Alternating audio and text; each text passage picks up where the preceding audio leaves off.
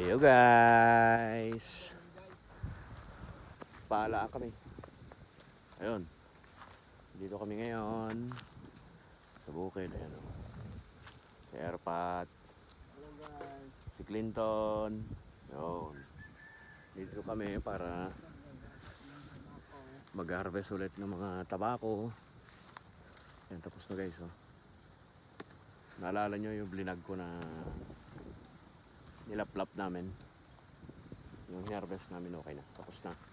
So dito uli kami sa kabila. Yan, pero tatanggalin muna natin guys yung mga ganito na sitwasyon ng mga tabako, dahil yung maganda ang ganito, ito pag ganito po kasi yung sitwasyon ng tabako.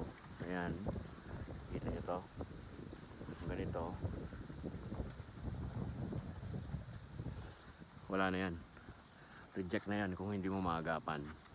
So agapan natin, lalaplapin na natin yan. Actually may problema na ito is yung katawan niya or yung roots na niya, may tama na guys.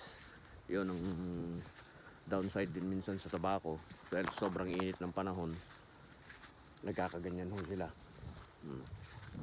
Kahit dilig ka na ng dilig dyan, wala nang lunas dyan. Ayun oh. Kita basta yung mga yellow na ano, ayan, sira na yung mga yun. Ayun oh. Ayan, mga ganyan, sira na yan. Kung hindi mo siya agapan, masira. Gagawin namin, tatanggalin na lang namin yung mga ganyan. Ayun, pag ganito, ayun oh. Sakit talaga ng tabako yan guys, hindi natin maiwasan. Kaya nakaka-relate sa akin yung mga mananabako ho dyan. Ito yung tabako namin guys oh. Ano?